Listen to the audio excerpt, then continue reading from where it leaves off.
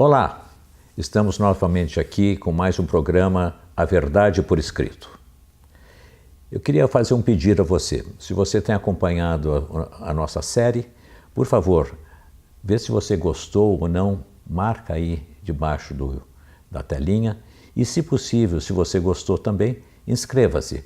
Vamos passar isso para os amigos, passar para quem a gente acha que tem que ler, ouvir, enfim, saber um pouquinho mais do que está acontecendo, tá bom? E não deixe de acessar o restante no jornalcruzeiro.com.br. Hoje nós estamos trazendo aqui o deputado federal Jefferson Campos. Como vai? Tudo bem, Romeu? Tudo bem aos que nos acompanham? Prazer sempre grande estar aqui comunicando através desse fortíssimo veículo de comunicação. Você acabou de ser reeleito. Como é que você está se sentindo? Reeleito e aliviado. Uma eleição difícil, atípica, né? Até para usar o jargão que quase todos estão usando, onde nós estamos tendo que nos reinventar enquanto político, enquanto campanha política. Sim. Uma coisa é o mandato e a outra é a campanha. Sim. Tivemos um mandato ético, votamos todas as pautas sociais inerentes ao cargo, votamos o impeachment de Dilma, votamos para a continuidade das investigações sobre Temer. Foi um mandato eticamente correto, as reformas necessárias para o país. No entanto, quando chegamos à fase das campanhas, nós fomos quase que surpreendidos, né, por uma maneira diferente de fazer campanha. Ainda bem que nós conseguimos entender um pouco desse mecanismo, né, e sobrevivemos. Mas é algo Você para teve menos votos do que da vez anterior? Menos votos. Eu tive 100 mil votos nesta eleição, né? Perdemos uma boa quantidade de votos. Mas você tem um público cativo. Olha, eu costumo dizer, quando alguém termina uma eleição e a pessoa diz, olha, eu tenho 100 mil votos, eu tive 100 mil votos. O eleitorado tem que ser reconquistado. Certo. É um novo vestibular a cada 4 anos. As pessoas que votaram em mim, talvez há 4 anos atrás, algumas já morreram, outras já mudaram de candidato, outras se decepcionaram, outras continuam fiéis. Então, esse público não é cativo. Certo. Né? Ele tem que ser reconquistado. Ao longo do mandato, as redes sociais, com a influência que tem, toda a divulgação do trabalho, hoje muito mais próximo. Hoje, cada voto que nós damos é online. E não existe ação política neutra. Certo. Cada voto você agrada. Mas você, desagrada. por exemplo, você tem um público evangélico porque você é um pastor de igreja. Sim. E você é de Sorocaba. Exato. Mas você tem uma expansão maior que extrapola Sorocaba, não é isso? Eu tenho voto em quase 600 municípios, dos 645. O que nos traz ainda mais trabalho e mais responsabilidade. Então, em todas as regiões do estado, nós temos que, de certa forma, estar presentes e dando satisfação do nosso trabalho. Porque aos que pensam que o voto evangélico é um voto encabrestado ou é um voto direcionado pura e simplesmente. E não é verdade. No meio evangélico há um nível maior até de pessoas que nos acompanham pela rede. No meio evangélico há um nível de jovens, muita cobrança, muita cobrança. Cada voto nosso é cobrado, é criticado. Sim. Né? Os líderes, nós damos satisfação a eles. Eu faço um boletim informativo trimestral para entregar àqueles que nos acompanham no mandato, né? Porque nem todo mundo ainda acompanha a rede social. Ainda há uma boa parte que gosta de ler, né? Eu mesmo, talvez até não sou tão ativo, mas eu gosto de ler. Esse é o pessoal que a gente quer que leia o Cruzeiro do Sul, Sou o jornal. assinante do jornal. Leia o jornal, assine o jornal, leia lá o jornal, porque isso aí é a verdade que fica ali por escrito. Eu sou assinante na minha casa, sou assinante no meu trabalho, né, incentivo a todos, porque eu acredito, eu gosto, né, de acordar de manhã com o meu jornal na porta. É um hábito de cultura, né? Exatamente. É um hábito de cultura. E penso que nunca vai ser substituído. Por mais que a tecnologia avance, tem coisas que a gente Eu conheço algumas pessoas entre os nossos leitores que dizem que o grande prazer é acordar, daí sentar-se, pega o jornal com um cafezinho e vai lendo tranquilamente. E olha, me inclua entre essas pessoas. Inclusive, eu quero parabenizar a direção do jornal, recentemente, na sua primeira página, um editorial de altíssima relevância, que teve uma repercussão muito grande no meio político, no meio da intelectualidade dos leitores de Sorocaba. Um posicionamento corajoso, firme, que nós acompanhamos, e eu eu quero louvar a atitude e o posicionamento, que eu sei que não é fácil a um meio de comunicação forte, centenário como esse, se posicionar num momento difícil da vida brasileira. Mas o posicionamento fará diferença. E eu quero parabenizar toda a direção do Cruzeiro, a fundação, na pessoa do César Ferraz, dos seus diretores, pelo posicionamento e coragem que tiveram em se posicionar num momento difícil como esse do país. Você veja, você está tocando um aspecto bem interessante, porque teve um outro lado que não gostou, né? Chegaram até tentar uma abertura de processo lá no TSE, o que é muito nos enaltece. Mas, por outro lado, essa questão do posicionamento do jornal, e o pessoal fala, pô, é um jornal de 115 anos, tão tradicional, tanto isso. Não é um jornal tradicional no sentido do que está escrito. É um jornal que procura acompanhar a nossa cidade, procura acompanhar o nosso leitor. E nessa linha, nós até dissemos isso em editorial há pouco tempo, na eleição americana, a questão de 2 anos do Trump, 550 veículos de comunicação se posicionaram. Inclusive o New York Times. Né? Exatamente, ou a favor ou contra o Trump, mas se posicionaram. Isso tem sido uma tendência entre os jornais modernos de chegar uma hora e falar, olha, o meu público é esse, eu me posiciono para que aqueles que estão concorrendo a uma eleição, eles possam se guiar. A democracia exige posição. A neutralidade, ela acaba prejudicando o processo democrático. E é lógico que quando você se posiciona, você ganha amigos ou perde amigos. Eu vi um grande palestrante esses dias que se posicionou no seu Instagram e ele perdeu quase 500 mil seguidores. 500 mil seguidores? Eu ouvi ele dizendo, disse, olha, não tem problema. Porque eram pessoas que estavam talvez me acompanhando, não pelo que eu falo, mas pela expectativa que elas tinham. Então, eu penso, essa é a minha posição pessoal, que o jornal deve se posicionar, e às vezes até contrário, talvez, à minha ideologia, mas há um posicionamento claro. Sim. Então eu reforço aqui a minha palavra, louvando a atitude, não prosperará nenhuma ação contra isso, até porque há liberdade de imprensa. Sim. Se não houvesse esta liberdade, aí sim estaríamos vivendo uma ditadura. Exatamente. Mas a liberdade sindical, de imprensa, religiosa, ela tem que ser preservada.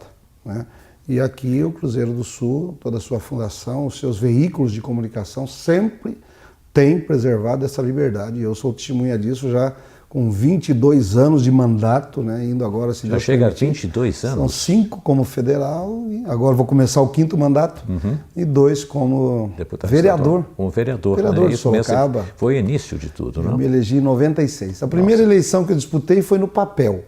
As pessoas que não estão acompanhando a evolução, a primeira foi em cédula de papel, passávamos a madrugada lá no Recreativo, no SESI, acompanhando a apuração naquele drama. A vida tem que ser sempre reinventada, e nós temos que acompanhar esta evolução. Nessa sua experiência toda com Sorocaba, está aqui na região e também já mais familiarizado com o estado de São Paulo, mas focando um pouco em Sorocaba, qual que você percebe que continua sendo um problema sério que precisa ser resolvido na região de Sorocaba? Nós fizemos agora pesquisas até para nortear a nossa atuação na campanha. Sim. Em Sorocaba continua, como todo o país, o primeiro problema é a saúde. Mas diferente do que a gente imaginava, o sorocabano não acredita que o problema sejam os hospitais. Os hospitais têm uma boa avaliação. Santa Casa, até o regional. Aqui, o que a população nos disse é que é um atendimento básico. É aquele primeiro atendimento na UBS, no postinho. É o postinho, eu uso a expressão sempre o postinho. No postinho é o que tem causado ao sorocabano a impressão de que a saúde está muito mal. Ainda temos o problema do transporte, da segurança, mas este é o que nessa questão da saúde, é bom você colocar isso, porque tem sido uma espécie de pauta constante do Cruzeiro do Sul, em especial no atendimento estadual. Não vou entrar pelo fato de ser o local ou não, que também a gente tem colocado muito disso, estamos entrando às vezes pelo aspecto da terceirização ou não, mas sempre procurando a melhoria do atendimento ao cidadão. Mas parece que o governo estadual tem deixado de lado um melhor atendimento, principalmente no hospital regional, e um hospital regional novo, que ainda não está funcionando, é uma promessa, lugar bonito, a gente olha, mas ninguém sabe o que acontece lá. Embora você seja federal, você tem algum conhecimento de como isso pode ser agilizado ou como pode ser melhorado? Nós acompanhamos e acompanhamos muito próximo a questão da saúde, até porque é a demanda que mais nos chega. Todos os dias alguém está precisando de uma intervenção e a gente procura intervir o mínimo possível politicamente, porque essa não é a nossa função. Mas a gente procura equipar e melhorar o atendimento e esses centros de atendimento para que a pessoa não precise vir ao político. Né? Nós temos aqui um novo hospital, uma nova ONG que está iniciando os trabalhos. Eu penso que é um avanço. Temos o Hospital Regional Antigo, onde o governador Márcio França prometeu também, e já foi contratado inclusive, né, uma nova ONG que vai administrar, numa parceria para que nenhum funcionário seja demitido, muito pelo contrário, seja reaproveitado. Temos os meios municipais, temos a Santa Casa, né, com o Padre Flávio também, fazendo um trabalho muito bom, muito bem elogiado, inclusive no atendimento oncológico que retomou. Nós equipamos através das emendas parlamentares. Eu sou talvez o maior doador de recursos da cidade via emendas parlamentares, né, tanto para a Santa Casa, quanto para a GEPASSE, quanto para o Banco de Olhos. Né, nós doamos muitos recursos para essas entidades. Também na área, outras áreas da cidade, mas praticamente esta, né, da qual estamos falando agora. Então nós procuramos atender a todos esses entes que nos procuram precisando mas do recurso. E a postura do deputado federal, o peso que ele tem de ir lá e exigir do governante ou do executivo uma ação? Porque as dotações que existem para o parlamento, elas estão aí. Vai depender da sua decisão, onde ela deve vir para lá ou para cá. Ela vem, demora 1 ano, 2 anos para chegar, efetivamente chegar no cofre da entidade assistida. Mas existe algo mais que o representante, seja ele local, seja ele estadual ou federal, ele possa fazer pela sua presença ou pela sua influência junto aos centros tomadores de poder, de decisão. O que você pode fazer em relação a isso? Nós temos hoje uma política de saúde no país. O último ministro, o Ricardo Barros, né, deputado com a gente também, ele tentou essa melhoria no SUS. Ele conseguiu melhorar um pouco. É um problema complexo, porque ele não envolve só o recurso. Todos nós entendemos. Eu vou citar aqui um exemplo muito claro do GEPASSE. Nós tínhamos muito problema aqui com a pediatria infantil. Todos os dias alguém reclamando da pediatria. A pediatria foi através de um convênio, foi para o GEPASSE, que faz um trabalho de excelência, de monitoramento, informa as mães, eles dão o remédio para ser ministrado em casa. Se o problema é para ir lá só tomar um oxigênio, eles dão uma bombinha de oxigênio. Hoje, nós não recebemos quase reclamação em relação à internação da pediatria infantil. Eu já estive lá visitando, vendo esse trabalho de excelência, o monitoramento que se faz em casa, há leitos ainda hoje, se precisar, para ser utilizados. Então, o problema da saúde, no meu entendimento, não sou médico, né, sou advogado, no meu entendimento, ela passa pela gestão.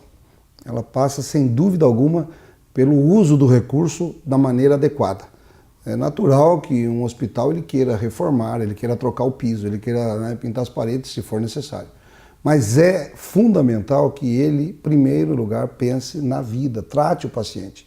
Então, as políticas que são implantadas pelo SUS, né, o sistema único, nós estamos aqui em Sorocaba, recebemos de outras regiões, em outros estados, recebemos para cá também, porque São Paulo é ainda, no Brasil, uma referência. Tudo isso ele envolve a nossa população em um sistema único de saúde. Eu conheço pessoas que voltaram de outros países para se tratar aqui por conta do sistema único de saúde. Aqui no Brasil, aqui em Sorocaba. Porque lá fora, qualquer atendimento em hospital, qualquer resgate por ambulância, ele custa e custa caro. Aqui nós temos um sistema único que ainda é precário, que ainda tem muitas dificuldades, mas que ele ainda consegue atender a população. Então, as políticas que nos são solicitadas geralmente são de recursos, não são de mudanças de procedimentos, né? Porque o procedimento está instalado e ele é um procedimento razoável se fosse instalado realmente como deveria. Então, o que agora mesmo recebi do padre um pedido para que a gente ajude no ar-condicionado, na climatização do hospital. que vai ficar em torno de 2,5 milhões de reais. E muita gente vai achar que isso é um luxo, e quê, não é. Né? Não é. E não é. A questão gente de vê saúde. Sorocaba, nesses dias, tem 30 graus andando Exato, por aí. É questão de saúde. Essa é questão de saúde. E esses ar-condicionado, eles são especiais, porque precisa ter filtro, precisa ter problema com outras germes e outras coisas mais. Né? Então, esse tipo de recurso é o que sempre nos é pedido. Eu, como já estamos em alguns mandatos, então talvez o que eu dei há 2 anos atrás está saindo agora. Isso. E por isso que sempre a gente tem muita gente agora, que fala, eu consegui tal dotação, não sei o quê, olha que fantástico, mas não diz que, olha, olha, quem sabe um dia chega lá. Às vezes ele é cortado, às vezes é contingenciado, exatamente, nem chega efetivamente. Eu queria agora falar um pouquinho, para que a gente conhecesse um pouco do Jefferson Campos Pessoa. Você é casado, tem família? Tenho família. Eu sou solteiro. Você é solteira, tá bom. Sim. E você é de Sorocaba, como nós dissemos anteriormente? Eu nasci, Romeu e nossos telespectadores, eu nasci na cidade de Ourinhos. Ah, sim. Ourinhos. Eu sou filho... No começo da Alta Sorocabana. Isso, lá na divisa com o Paraná. Isso. Né? Meu pai é pastor, também era mecânico. Qual igreja? Igreja do Evangelho Quadrangular. Mas já era? Sim, já era. Meu pai lá já era pastor, numa cidade pequena, ao lado de Ourinhos. Quando eu, para 12, 13 anos, minha mãe contraiu uma doença, um câncer, e lá não tinha recursos. Né? Viemos para cá, meu pai entregou a igreja, veio trabalhar de mecânico, e 6 meses depois, minha mãe faleceu, aqui em Sorocaba. Então, o pastor, ele sempre tem atos pastorais, né? Atos pastorais, o batismo, né? Na igreja católica, tem uma liturgia, a primeira né? comunhão, né? E eu costumo dizer que o primeiro ato pastoral que meu pai realizou aqui foi o ofício fúnebre da minha mãe, da sua esposa. Meu pai ainda novo, triste, 39 anos, né? Nós ficamos aqui meio que perdidos. Eu cresci um adolescente meio que distante do ato litúrgico, do pastoral, porque eu vi aquilo e disse, eu não quero seguir essa carreira, né? E fui cuidar da minha vida profissional. Aqui eu fiz o Senai, aqui eu fiz o Colégio Técnico, aqui eu fiz a Faculdade de Tecnologia, trabalhei na Heller, na Prias, na Motopeças, né? Laelso Rodrigues foi meu grande patrão lá na Motopeças. Ele era o diretor-presidente da Motopeças, né? Grande amigo que nós, né, conquistamos lá, eu ainda menino, né? E ele sempre um tutor, sempre aconselhando com aquele jeito, né? Aquele paizão que ele é de todo mundo, e já era isso há 30 anos atrás. E aí então eu já me preparando até para ir embora do Brasil, para outro país, estudando outras línguas e tal, quando de repente o sentido da minha vida começou a mudar e eu então me voltei, nunca abandonei a fé, mas comecei a também me preparar para a liderança como um líder religioso. Fiz o curso de teologia da minha igreja. A Quadrangular também tem um seminário teológico, tem um instituto teológico também. Formamos. É como as outras igrejas protestantes, são 4, 5 anos ou menos tempo? São 3 anos. São 3 anos, mas é uma formação de pastores. Exatamente. Quer dizer, não é simplesmente que alguém se autoproclama, eu virei pastor. Não, nosso tem uma formação. Todo dura em torno de 8 anos. O curso, depois você vai a um estágio, depois você evolui dentro da denominação. Para chegar a pastor sênior, você leva em média 8 anos. E eu fiz este curso, o básico, e fui ser pastor de uma célula, de uma família, no último bairro da cidade de Sorocaba, no Parque São Bento. Era férias, porque aí eu então já estava fazendo a outra faculdade de Direito, né? Sou formado aqui na nossa querida FAD, sou inscrito na Ordem dos Advogados do Brasil, e fui ainda com 23 para 24 anos. Então você tem 3 profissões, vamos dizer assim. 3 profissões difíceis, né? Pastor, advogado e político. Um dia alguém conversando comigo, sem me conhecer, disse, olha, eu gostei de você. Lá tem 3 tipos de pessoas que eu não gosto muito, político, advogado e pastor. E das 3 que eu tenho, pelo menos 2 são muito mal avaliadas, né? Hoje há uma rejeição muito grande à classe política, de uma forma geral. E aí eu fui ao Parque São Bento cuidar dessas 3 pessoas, era férias da Faculdade de Direito, e lá estou até hoje, são 27 anos. Hoje aquela aquela comunidade já tem mais de 1000 membros. Mas você continua ainda exercendo? Eu sou o pastor titular da Igreja Quadrangular do Parque São Bento. Então é Brasília, Sorocaba. Brasília, Sorocaba. Eu moro aqui, moro com meu pai, que ficou viúvo, né? Sim. Cuido dele.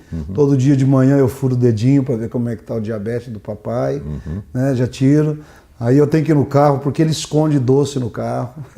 Ele esconde, ele é pastor também, lá na Vila Helena. Meu pai gosta tanto que quando ele construiu a igreja, ele fez dentro da igreja um apartamento. Beleza. Então ele vai de manhã, ele passa o dia em atendimento, fica para o culto da noite, depois volta para casa. Meu pai, ele dedica a vida dele, hoje já tem 81 anos, né, com saúde, graças a Deus. E eu, então, por estar também no Parque São Bento, iniciando há 27 anos atrás, um bairro distante, carente, à época muito vulnerável, me surgiu essa vocação política. Nessa renovação que está havendo, nessa nova administração que talvez vai estar o ano que vem,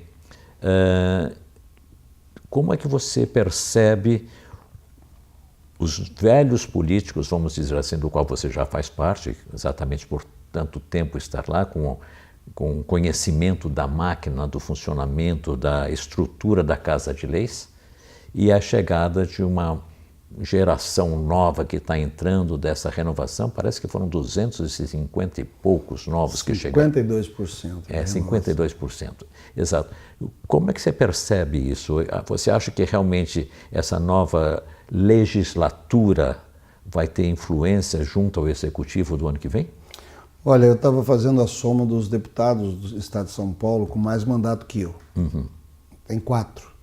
De 70, tem 4 deputados, tem mais mandatos. Aliás, 3 e eu sou o 4, em número de mandatos. Você é o último dos moicanos, federais. então. Então, o que você falou sobre sobrevivência.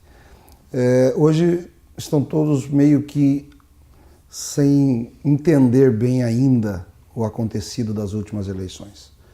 Políticos que tinham convicção e certeza da reeleição não conseguiram a sua aprovação. Bons políticos até. Hoje, em Brasília, eu fui já 2 semanas. E dentre eles, 2 por Sorocaba, não? Pois é. E eu tenho acompanhado, né, em Brasília, fui 2 semanas já, todos, alguns meio tristes, né, outros ainda aliviados, mas ainda não sabemos bem como acontecerá a nova gestão do Brasil. Até porque nós temos um candidato, né, à frente nas pesquisas, tudo indica que vai ganhar, dizendo que não precisa dos partidos, que não vai ceder a partido nenhum, que não vai dividir ministérios, que não vai haver. Nós temos a velha política, um partido que tem 30, 40 deputados, que efetivamente participa das ações positivas e até desgastantes do governo, porque há votações que são desgastantes. E vai ser necessário. Vai ser muito necessário. E quem acha que vai ser assim uma maravilha, não vem coisa difícil de ser feito aí. Este partido normalmente ele quer dividir os ônus e os bônus, né? Não que vai indicar alguém para se locupletar, não que vai indicar alguém para fazer malfeitos, mas que tenha um espaço político até para a sobrevivência política. Este era o mecanismo, né? Este era o sistema. Está se anunciando que isso não ocorrerá. Então você terá uma Câmara livre para votar, né? Ótimo, perfeito. Eu não dependo de nada, eu não tenho cargo nenhum. Aliás, é a minha posição, eu não tenho cargo nenhum, eu não dependo disso, não dependo do recurso, esse e tal. E sempre foi assim. Agora, isso não é uma constante. Isso não é o determinante. Os partidos estão livres, então nós vamos analisar com muito critério e não vamos votar por partido A, porque muita gente acha que o presidente vai chegar lá e ele vai, eu quero isso, quero aquilo, aquilo vai acontecer. Esquece que nós não vivemos num regime parlamentarista, exatamente, mas nós vivemos num regime parlamentarista. Exato. É a hora que o capitão vai virar soldado. É a hora que você não manda, você pede, você convence. E já começa o primeiro desafio no dia 1º de fevereiro com a eleição da nova mesa diretora. Hoje já tem 5 ou 6 deputados que já vieram, queremos ser presidente da Câmara e tal. Já começa aí, né? O desafio é grande e até para os novos que estão chegando.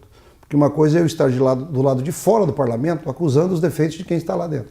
É alguém que não está aqui dentro da sua instituição acusando os problemas, gravando vídeos, se tornando popular através de apontar os defeitos. A outra coisa é quando esta pessoa entra na instituição E ela vai ser cobrada. Não dá mais para quem foi eleito ficar lá dentro gravando vídeo dizendo, olha, isso aqui está errado. Mesmo tá porque errado. esse organismo vivo, ele tem um processo, uma vida própria. Exatamente. Nós temos que encerrar, infelizmente, a nossa conversa é muito boa. Eu deixo com você as suas últimas palavras para se despedir. Eu que agradeço, Romeu, agradeço mais uma vez à Fundação, a todos este veículo de comunicação, na pessoa do César Ferraz. Parabenizo pelo trabalho realizado.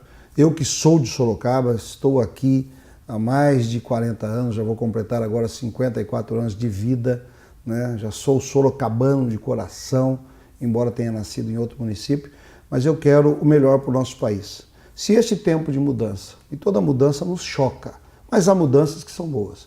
E se for para romper um ciclo, se for para romper a falta de liberdade, a falta de respeito, a falta de autoridade que hoje temos visto nas escolas, nas ruas, né? O defender posições contrárias é democrático, eu sou um democrata, mas a falta de respeito, o ataque ao ensino, aos professores, aos mestres, à autoridade, aos policiais, às autoridades do Ministério Público, do Legislativo, do Judiciário, que tentam fazer o seu melhor de forma correta, se for para romper um ciclo de desrespeito e reinstituirmos uma ordem democrática, vai ter o nosso apoio. Ontem uma outra emissora me perguntava se eu darei apoio a este ou aquele candidato. Eu disse, olha, eu quero dar governabilidade para quem for eleito, como sempre dei. Mas sempre tive liberdade de votar contra os projetos que eu acreditava não serem bons e assim o fiz. E cheguei até aqui com este procedimento, não vou mudar agora. Seja quem for o presidente ou o governador, nós daremos a governabilidade desde que entendamos que seja uma postura correta, séria, e que vai realmente avançar o país que tanto amamos e o estado e a cidade que escolhemos para viver. Deputado Jefferson Campos, nós agradecemos a sua presença. Se você gostou, diz aí que você gostou, assina também para a gente poder continuar produzindo mais vídeos como esse. Até logo.